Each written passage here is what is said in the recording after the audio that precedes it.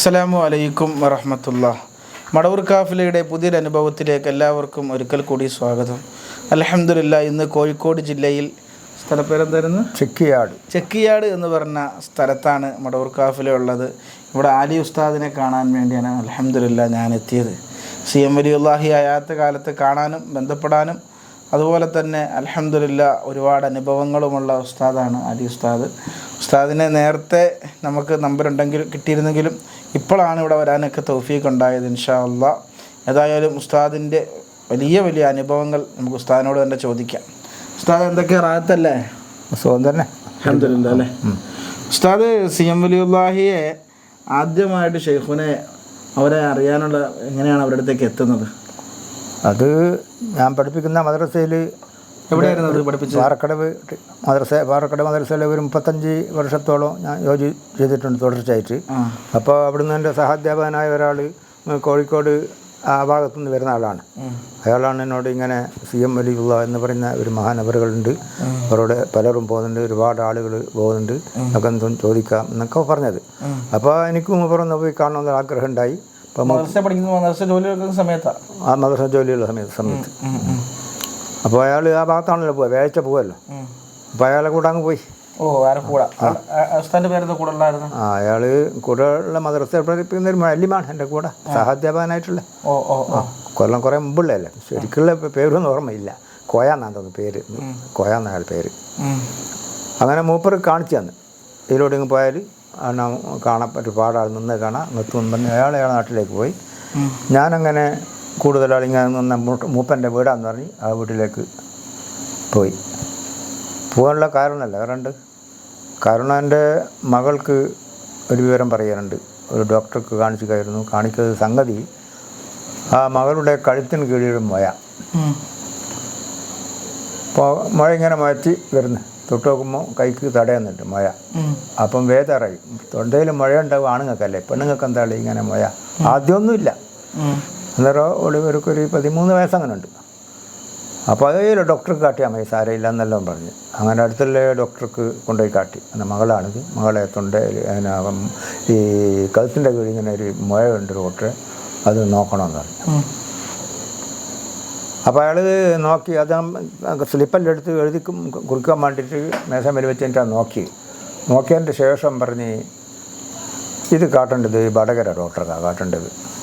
അയാളെ മരുന്ന് ഓതിയില്ല. ഞാൻ എഴുത്തര ഡോക്ടർക്ക്, ഇന്നേ ഡോക്ടർക്ക് കാട്ടിക്കോ സ്ഥലമെല്ലാം പറഞ്ഞാന്ന്. എന്നാ അങ്ങനെ അവിടെ നിന്ന് മടങ്ങിപ്പോന്നു. അപ്പോൾ അന്നല്ല ഒരു ദിവസം കഴിഞ്ഞ് 2-ാം ദിവസം നമ്മൾ മകളെയും കൂട്ടി വടകര അയാൾ പറഞ്ഞ ആസ്പത്രിയിലേക്ക് ആ ഡോക്ടറെ അടുത്ത് പോയി. ഈ കാണിച്ച വിവരവും ഷീട്ടും ഒന്നും കൊടുത്തില്ല. പുതുതായി പറഞ്ഞാൽ എന്തെങ്കിലും ഓപ്പറേഷത്തിൻ്റെ വിവരമോ മറ്റോ പറഞ്ഞിട്ടുണ്ട്, അത് അയാൾ അറിയണ്ട. അയാൾ സ്വന്തം അഭിപ്രായം എന്താണെന്നല്ല അറിയാലോ എന്നല്ല, ഈ വിവരമൊന്നും പറഞ്ഞില്ല. അപ്പോൾ മൂപ്പർ ചികിത്സിക്കാൻ വേണ്ടിയിട്ടുള്ള ഒരു ഉദ്ദേശം നമ്മൾക്കുള്ളത്. മരുന്നുണ്ടാവും, ഗുളിക മരുന്നോട്ടുണ്ടാവും എന്നുള്ള നിലക്കാണ് കാട്ടി. ആ ഡോക്ടർക്കും കാട്ടി. അയാളുടെ ഉടനെ പറഞ്ഞ് ഇത് വേഗം പറഞ്ഞു, ഇത് ഓപ്പറേഷൻ ചെയ്യണം, ഇതിന് മരുന്നില്ല. ഇന്ന് തിങ്കളാഴ്ചയാണ്, ഇന്ന് ചെന്നിട്ട് ഇവിടെ നിന്നോ, എല്ലായിടത്തും തിങ്കളാഴ്ച വന്നോ എന്ന് പറഞ്ഞു. അപ്പോൾ ഓപ്പറേഷൻ എന്ന് പറഞ്ഞാൽ ഇന്നത്തെ പോലെ അന്ന് ഭയങ്കര പേടിയാണ്. പണിക്കാരനെ മനുഷ്യൻ പേടിച്ചു വയ്ക്കും. ഓപ്പറേഷൻ എന്ന് പറഞ്ഞാൽ എന്തെന്നാ കഴുത്തിൻ്റെ ഉള്ളിൽ പിന്നെ മനുഷ്യൻ സ്ഥിതി എന്തായിരിക്കും അല്ല എന്നെല്ലാം പറഞ്ഞ് അവിടെ നിന്ന് പോകുന്നു. പിന്നെ ഈ ഓപ്പറേഷത്തിന് എന്തെല്ലായാലും പോകാൻ കഴിയില്ല, പോകുന്നില്ല.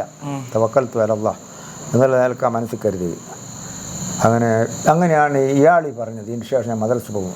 ഈ വിവരം ഞാൻ മോളോട് പറഞ്ഞേരെ. മദ്രസയുള്ള എൻ്റെ സഹാധ്യാപകൻ മടവൂരിൽ ഇങ്ങനത്തെ ഒരാളുടെ ഒരുപാട് ആളുടെ എന്ത് രോഗത്തിനും ചികിത്സിക്കുന്നതിന് പറഞ്ഞ പേടിയാണ്. ഈ മദ്രസയിലെ കൂടെ ജോലി എടുക്കുന്ന ഉസ്താദാണ് പറയുന്നത്. അയാളെ പറഞ്ഞിരുന്നു. അയാൾ കോഴിക്കോടിൻ്റെ അടുത്തായത് കൊണ്ട് എന്നെക്കൊണ്ട് അറിയല്ലോ. അയാൾ പറഞ്ഞത്. അപ്പം ഞാൻ അടുത്ത് പോകണമല്ലോ ഏതായിരുന്നാലും. അപ്പോൾ അയാൾ വേഴ്ച പോകുന്ന ദിവസം അയാളെ കൂടെ ഞാനും പോയി. പിന്നെ മകളെയും കൂട്ടി പോയി. അപ്പോൾ അയാൾ ഇങ്ങനെ റോഡ് മേലെ പോയാൽ അവിടെ ഒരു പള്ളി കാണും, പിന്നെ കൂടുതൽ ആൾ നിന്ന് കാണും, അവിടെ തന്നെ എന്നാലും പറഞ്ഞാൽ അയാളേക്ക് പോയി.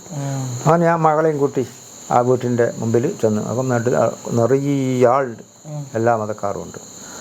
അപ്പോൾ അന്ന് നോക്കുമ്പോൾ ആളുകളിങ്ങനെ നിൽക്കുന്നുണ്ട്, മുകളിൽ കടന്ന് കയറി പോകുന്നുണ്ട്, കിഴിഞ്ഞ് വരുന്നത് ഇത് തന്നെ. അപ്പം പറഞ്ഞ് പിന്നെ നിങ്ങൾക്ക് വേഗം കയറിയിക്കണമെങ്കിൽ മൂപ്പേന്ന് പറഞ്ഞ ആൾ അവിടെ ഉണ്ട്, അയാളുടെ അടുത്തൊന്ന് പറഞ്ഞാൽ മതി, എന്തോ പൈസ കൊടുത്ത അയാൾ കാറ്റിത്തരുമെന്ന് പറഞ്ഞു. അപ്പം എല്ലാം അടുത്ത് പോയി. അപ്പം നമുക്ക് കുറേ നേരമായി നിൽക്കുന്നത്, രാവിലെ നിന്ന് പിന്നെ മകളെ കാട്ടുവാനാ ഒന്ന് കാരിക്കൂടെ കുറച്ച് കഴിയട്ടെ ആളുണ്ട് അങ്ങനെ കുറച്ച് കഴിഞ്ഞതിന് ശേഷം നിങ്ങൾ കാരിക്കൂടി പറഞ്ഞ് 2 റുപ്യ കൊടുത്തു. അത് 2 റുപ്യ കൊടുക്കണം അയാൾക്ക്.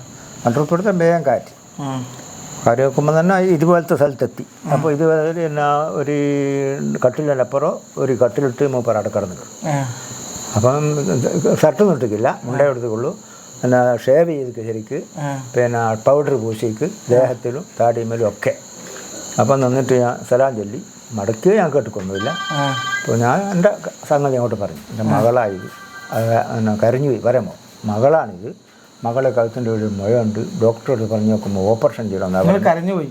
കരഞ്ഞുപോയി ശിവനെ കണ്ടപ്പോൾ. അല്ല മകളെ കാര്യം പറയുന്നതാ, മകളുടെ കാര്യം പറഞ്ഞു, സങ്കടം കൊണ്ട് പൊട്ടിപ്പോയി.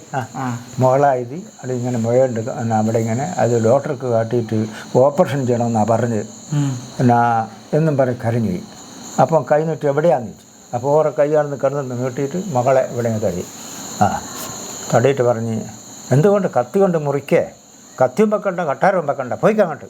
കത്തിയും വെക്കണ്ട കട്ടാരവും വെക്കണ്ട, കടാരവും വെക്കണ്ട, ഇതേ പറഞ്ഞിട്ടുള്ളൂ.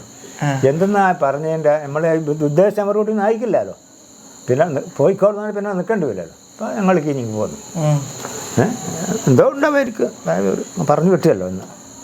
ഞാനൊന്ന് പറഞ്ഞു കിട്ടിയല്ലോ. പിന്നെ ഒരു പേടിയൊന്നുമില്ല, ഒരു ധൈര്യം പോലെ തന്നെ. പിന്നെ ധൈര്യം വന്നു, വർത്താനം കിട്ടിയപ്പോൾ ധൈര്യം വന്നു. അപ്പോൾ ഞങ്ങളിങ്ങനെ പോകുന്നു. അപ്പോൾ എന്തെല്ലാം കണ്ട് അപ്പോൾ ഇങ്ങനെയാണ് പറഞ്ഞു പെരയിൽ പറയുന്നത്. വീട്ടിൽ വന്ന് പറഞ്ഞു വിവരം പേർക്കാരോട് പറഞ്ഞു, ഉപ്പയമ്മയുണ്ട് അന്ന് അവരോട് പറഞ്ഞു. അപ്പോൾ ഒരു അത് പിന്നെ പുറങ്ങനെ പറഞ്ഞിട്ട് പിന്നെ എന്താ ഓപ്പറേഷൻ ചെയ്യുമ്പോൾ ഒന്നും വേണ്ട എന്ന് നിയത്താക്കി. പിന്നെ വിവരെ ഇങ്ങനെ പോയിക്കല്ലോ വന്നിക്കല്ലോ സൂക്കോടുണ്ടല്ലോ എന്താ വിളി ആയോ നോക്കുവാനൊന്നും പിന്നെ ഓർമ്മയില്ല. പിന്നെ ഇങ്ങനെ ഒരു സംഭവം ഓർമ്മ വന്നത് 15 ദിവസം കഴിഞ്ഞതിന് ശേഷം. എല്ലാം നമ്മളിങ്ങനെ തൊണ്ടയിലും വയ്യായിട്ട് ഒരു കാട്ടിയിട്ട് ഇങ്ങനെ ഒന്ന് പറഞ്ഞിക്കല്ലോ, പിന്നെ അത് നോക്കുന്ന അവസരത്തിൽ തൊണ്ടയിൽ പോയില്ല ശരിക്ക്. നമ്മൾ ഷെയ്ഖുനാടത്ത് പോയി വന്നതിന് ശേഷം ഈ വിഷയം തന്നെ വേദനയില്ല ഒന്നുമില്ല, അങ്ങനെ വിട്ടുപോയി. പിന്നെ 15 ദിവസം 2 ആഴ്ച കഴിഞ്ഞ ശേഷം ഇങ്ങനെ സംഗതി പറഞ്ഞിക്കല്ലോ നമ്മളോട്, നമ്മൾ പറഞ്ഞിക്കല്ലോ. അതിന് അന്നേരം നോക്കിയത്, നോക്കുമ്പോൾ കഴുത്തിനുള്ള മുഴയില്ല ശരിക്ക് റെഡിയായി. അപ്പം നോക്ക് ഒരു പറഞ്ഞ പോലെ തന്നെ നമ്മൾ മൗലരോട് പറഞ്ഞ പോലെ തന്നെ കാണിച്ചു കൊടുത്തു, എല്ലാവരും കാണിച്ചു കൊടുത്തു, എല്ലാവർക്കും സന്തോഷമായി പോയി. അപ്പം പിന്നെ ഓരോട് എന്ത് പറയാനായി, ആരായി പറഞ്ഞ് എല്ലാവർക്കും വെള്ളം കൂടി. അപ്പോൾ നമ്മൾ അനുഭവം പറയും, പലരും ഇത് അറിഞ്ഞിട്ടിൻ്റെ പേരിൽ പോകും. അങ്ങനെ നിങ്ങൾ പലയിടത്തും പറഞ്ഞു അനുഭവം അല്ലേ? പറഞ്ഞു. അങ്ങനെ ഈ നാട്ടുകാരിൽ പലരും പോവുകയും ചെയ്തു. പലരും പോകുന്നുണ്ട്. ഇത് പിന്നെ ഉണ്ടായിക്കില്ല, ഇന്ന് വരെ പിന്നെ ഉണ്ടായിക്കില്ല. പിന്നെ അതിന് ശേഷം ഈ കാലം വരെ മഴ വന്നിട്ടില്ല, ഉണ്ടായിക്കില്ല. ഓൾക്ക് 5 മക്കളുണ്ട്. മാഷാ അല്ലാ. രാജ